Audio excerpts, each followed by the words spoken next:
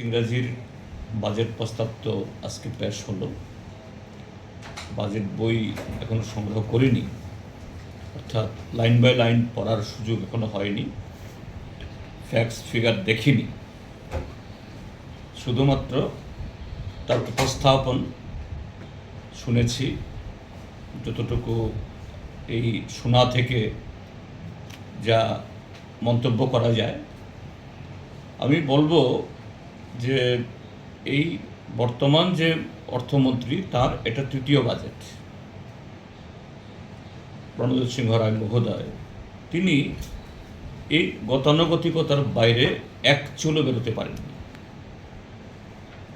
Budget শুধুমাত্র facts এবং ফিগারে কিছু অঙ্ক বাড়লেই এটা দিয়ে যে বাজেটটা জনমুখী হলো কিনা, ইনক্লুসিভ হলো কিনা, এটা প্রমাণিত হয় না। তার জন্য একটা সুপরিকল্পিত একটা রূপরেখা থাকা চাই। আমাদের রাজ্যের মানুষের আর্থসামাজিক কাঠামোর উপর, বৈচিত্র্যের উপর ভর করে কিভাবে তার ইতিবাচক যে পরিবর্তন আনা সম্ভব। গত দুটা বাজেটে যেমন সেরকম তার কোনো চিহ্ন ছিল না, এবারও প্রায় বলা যেতে পারে সম্পূর্ণ এটা হলো, অর্থাৎ এটা মানে বব্বারম্ভ।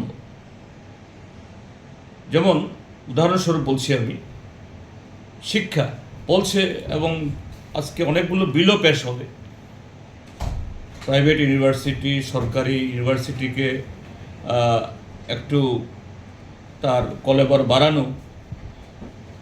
কিন্তু শিক্ষা তো উচ্চশিক্ষা বা তার যে এই পোস্ট গ্র্যাজুয়েট স্তরে যাওয়ার আগে প্রাইমারি শিক্ষা, মাধ্যমিক শিক্ষা, সেদিকে নজর দিতে হবে।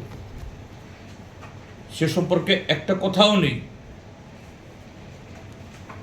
স্কুলগুলো ত্রিপুরাজ্যে এখন বলা হচ্ছে 4 শতাধিক স্কুল, প্রাইমারি স্কুল একজন মাত্র শিক্ষক দিয়ে চলছে। তারপর মাধ্যমিক বা সেকেন্ডারি অপ্রতুল শিক্ষক নিয়োগের কোনো চিন্তা ভাবনা, এবং শিক্ষক যারা নিয়োজিত নানা কারণে তারা আজকে এই অনিশ্চয়তার মধ্যে আছে। সর্বশিক্ষা অভিযান, সমগ্র শিক্ষা অভিযান, একটা শব্দ প্রয়োগ করা হলো। 2, হ্যাঁ, কৃষি সম্পর্কে অনেক কথা বলেছে, যেহেতু কৃষিমন্ত্রী খুব সিনিয়র মোস্ট, তাদের মধ্যে সবচেয়ে বেশি ভোকালো।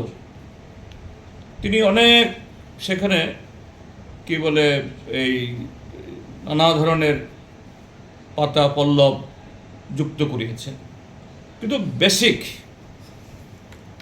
ত্রিপুরাজ্যের কত জমি আছে,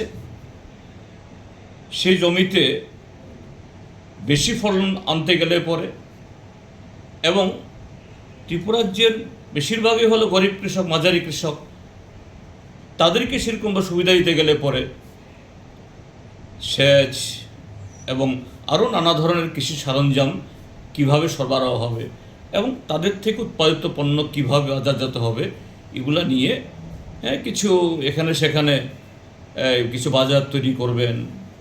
আর মুখ্যমন্ত্রী স্পেশাল যোজনা নামে কিছু বলা হয়েছে, কিন্তু তার কোনো সার্বিক পরিকল্পনা ইত্যাদি কিছুই নেই।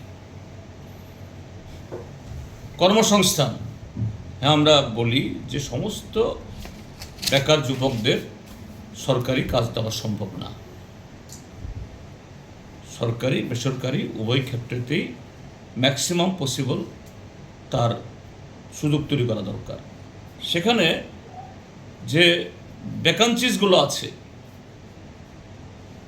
এই ভ্যাকান্সি কীভাবে পূরণ হবে, একটা শব্দ বেকারদের সম্পর্ক নেই। ঠিক তেমনি যে বেসরকারি ক্ষেত্রেতেও কর্মসংস্থানের উপায় কীভাবে শুরু হবে এবং সেই জায়গাতে সরকারি উদ্যোগ বা সরকারি অংশগ্রহণ কি থাকবে, ওই কেন্দ্রীয় প্রকল্পের কিছু বাগাড়ম্বর ছাড়া কোনো বক্তব্য নেই। আইন শৃঙ্খলা, আইন শৃঙ্খলা উন্নয়নে শুধু কিছু পরিসংখ্যান তৈরি করা ও অফিস থেকে বানানো, 100টা এফআইআর দাখিল হলে পরে 10টা এফআইআর এই গ্রহণ করে না, তার কোনো তদন্ত হয় না, অর্থাৎ অপরাধীদের একটা স্বর্গরাজ্য। তো কেন এই অবস্থা? এই অবস্থা হওয়ার পেছনে কারণ হলো যে আরক্ষা দপ্তরের যে বিরাট শূন্যতা, এই শূন্যতা পূরণে তাদেরকে আরও কীভাবে দক্ষ করবে, আর আইনশৃঙ্খলা উন্নয়নের সাথে সামগ্রিক গণতান্ত্রিক পরিবেশ, এটাও যে সব দিক থেকে একটার সাথে একটা সম্পর্কিত। এই জায়গায় কর্মসংস্থান, সুস্থ সামাজিক সাংস্কৃতিক পরিবেশ, সুস্থ শিক্ষার পরিবেশ, কাজের পরিবেশ, এগুলি না থাকলে পরে আইনশৃঙ্খলা শুধু একতরফা উন্নয়ন হতে পারে না। তো সবটা মিলিয়েই যে একটা পরিকল্পনার সাথে আরেকটা পরিকল্পনা, অর্থাৎ অর্থনৈতিকের সাথে সামাজিকের, সামাজিকের সাথে শিক্ষার, শিক্ষার সাথে স্বাস্থ্যের কোনো যোগাযোগ নেই। কিছু সুন্দর সুন্দর বাক্যচয়ন, কিছু শব্দের অবতারণা, আর কিছু অঙ্ক, এগুলো বিস্তারিতভাবে স্টাডি করে একদম কোথায় তার ফ্ল। আমরা বিরোধী দল মানে বাজেট পাস না হোক তা বলছি না, বাজেট তো পাস হতেই হবে,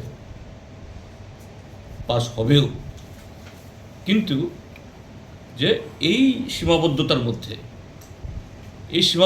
মধ্যে কিভাবে যে অর্থের প্রস্তাব করা হয়েছে সেই অর্থ আরও ভালোভাবে খরচ করে এই রাজ্যের সামগ্রিক উন্নয়ন হতে পারে, আমাদের বক্তব্যের সময় সেগুলো আমরা রাখবো। কাজেই এক কথায় বলতে পারি যে এই বাজেট তার বিগত 2 বছরের গতানুগতিকতা এবং অন্তঃসার শূন্যতার থেকে বেরিয়ে আসতে পারেনি। এতে সুনির্দিষ্টভাবে এ রাজ্যের যে অর্থনীতি, তার যে কৃষির উপর নির্ভরশীল, আর তার সাথে আরও সামাজিক বিভিন্ন দিক, এই জায়গাতে কীভাবে একটা সন্তুলন নিয়ে আসবে তার কোনো দিশা নেই। এটা দিশাহীন, বিক্ষিপ্ত, জোড়াতালি দেওয়া এটা বাজেট, এটুকুই আপাতত যা শুনেছি তা থেকে আমার অবজারভেশন।